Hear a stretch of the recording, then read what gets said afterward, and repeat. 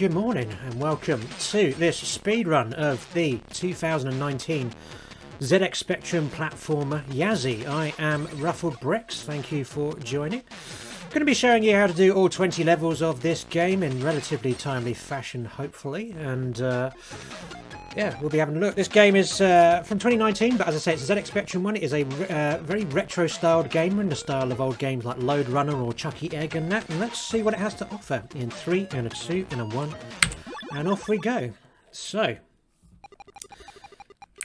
first thing you need to know, this character at the top is Yazzie. This is who we're playing. I just grabbed a pickaxe and made a hole in the terrain, and I'm going to grab all these gold bars here, and that will be the end of the level when we get the last one. That is how you need to do every level, basically. Just grab all the gold bars because Yazzie is a gold hunter.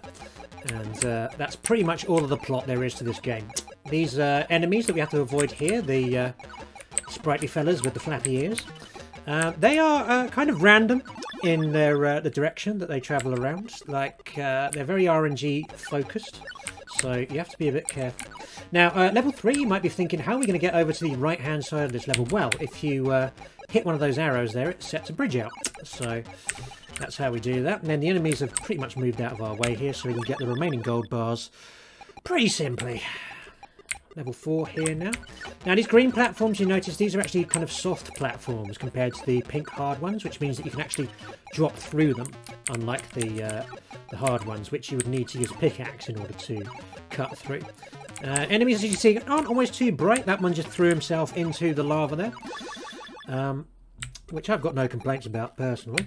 Level 5 here is, again, another one where the enemy's going to hit the lava until I put the bridge out. So I'm going to wait for them to go down first, and they've done. Just run across a landmine there. You'll notice the landmines there, they take 5 seconds to detonate. They don't actually harm Yazzie though, or the enemies if you stand near them. They just get rid of the ground so that you can drop through. So that's how we get the gold bars in these shafts at each side of the level. Enemies have come nowhere near the right hand side here, and they rarely do actually. They're usually just kind of distracted. Now level 6 here is the first particularly tricky level of the run. So you see these structures here with these ladders, which I call the wonky tridents, they are there's a lot of scope for the enemies to kind of turn around when they're going back and forth here, so it's quite difficult to get a sense of their movements. Now you notice I said that the enemy movements are RNG. What you can actually do with them, you can manipulate them by standing in front of them when you're next to them on a platform, and they will actually run directly towards you when you do that, which means that if you stand on a ladder like I did, you can actually sort of go over the top of them to avoid them if you lead them all the way to the ladder. You may have noticed Yazzie can't jump. That's one skill he never actually developed, sadly. On the upside though, on this level, level 7, we have these warp planes. So there's the arrows at the bottom there, they take you to the top if you fall through them. So very reminiscent of a lot of old ZX Spectrum games, this one.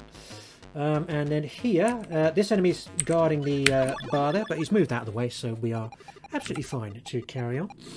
Lost a little bit of time there, but no worries. Now, you notice with the enemies, they take about 5 seconds each to spawn. And they also have a damage boost when they spawn as well, which means you can actually run through them without getting harmed. And what I've done in my routing for this game is I've got, for every level, what I call a pre-spawn route, which is that I've got a fixed route I'll take around each level before the enemies start moving. And this is so that I can get certain items quickly and efficiently before the enemies get in the way of them. Now, level 9 has a lot of ladders in it, and these ladders are pretty good because they, as you can see, they're a big distraction for the enemies. They've gone straight down them. Enemies tend to be distracted by junctions in this game. Like if there's a way of going a different way to the way they're going, they're often very much up for it. But as I say, if you get in their way, they will follow you.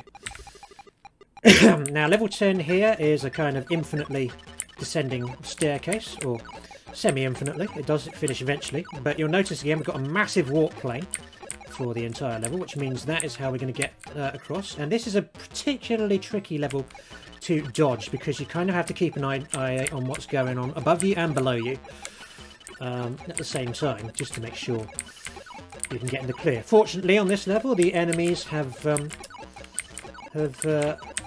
gotten out of my way very quickly, and then we use the 2 pickaxes for these last 2 items at the end here. Now on this level I'm going to tell the top enemies to stay. Stay. Stay.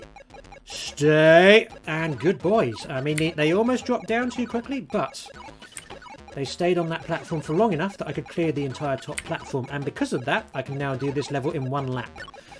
However, if they do drop down before you get all the items in the top, then you'll end up having to do 2 laps. It means you have to go up the ladder again, which is a bit of a time loss. Level 12 here is the crankshaft. Honk in chat if you know your Lemmings levels and know what I am referring to with that reference. I probably won't do honks for ESA because who knows, but this level here is another one where you've got a big time warp plane that you need. So again, you have to kind of look up and down as you are clearing this level here. Oh, and that was so close there. I very nearly got walloped by that enemy coming up the ladder, but we just about managed to clutch our way past them. Now this level here, 13, is the first of 2 levels I like to call the YOLO pyramids, because you pretty much just have to change your strats on the fly for this one. The enemy movement is so unpredictable that they just end up where they end up, so you kind of have to just wing it. This one, fortunately, okay, these enemies have got out of the way, so that is very good, which means we can now get the final 2 items, which are these 2 in this chamber here, and move on. If you get those any earlier, you won't be able to get back out, and you have to reset. Here's Yellow Pyramid number 2. This one's a little easier to coordinate. The sides of the pyramid are quite easy to get, and then we've got 2 spare pickaxes in this level, which means that the central gold bars here, we can actually all get them in one quick route. Theoretically. However, because of the enemy positioning here, I am having to adapt this on the fly somewhat. Still adapting. Still adapting. And we'll use the other pickaxe here to just drop into those gold bars from above. That seems slightly more efficient than waiting for the enemy to get out of the way. Level 15 here. We want 2 things. Number 1, we want a pickaxe. And number 2, we want a bridge at the bottom.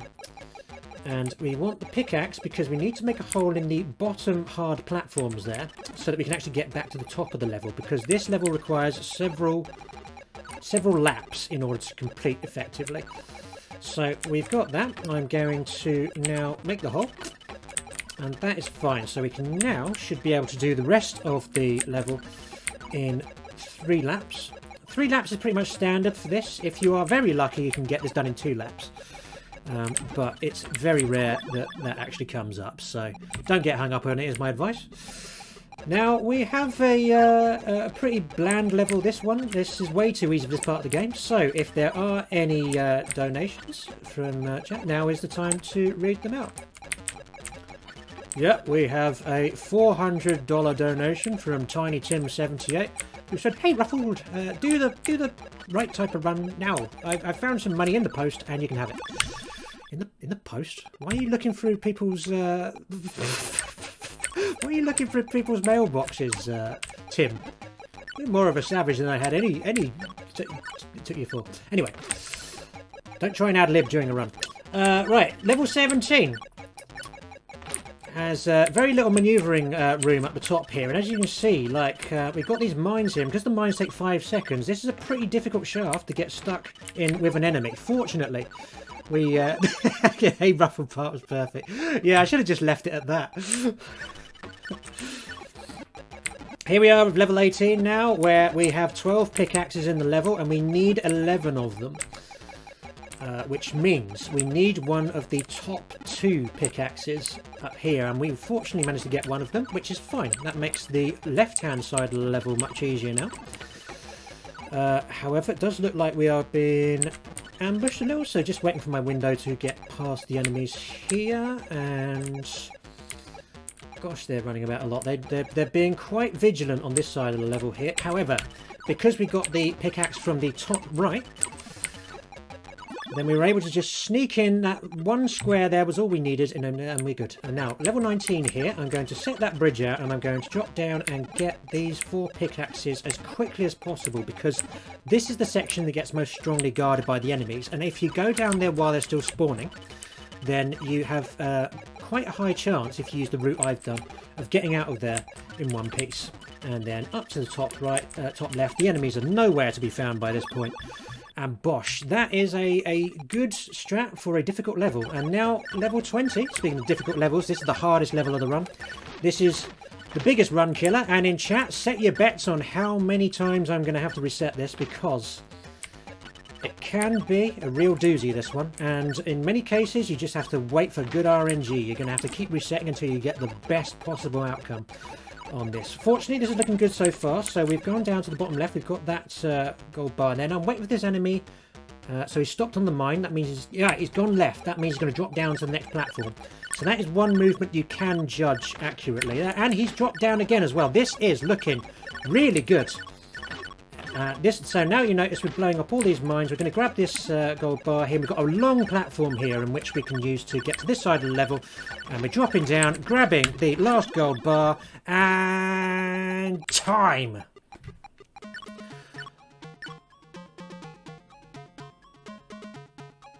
Is that world record?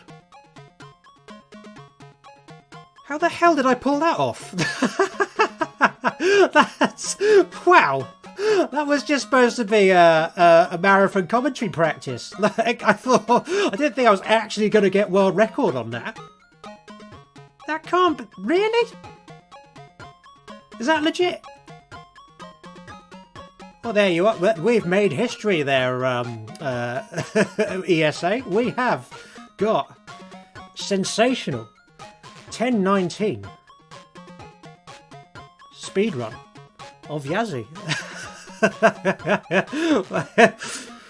Oh, the problem is now, I'm going to have to upload this to YouTube with my Tiny Tim impression in it.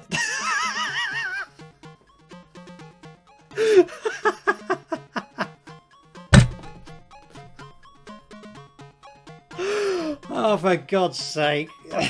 He's never going to forgive me for this.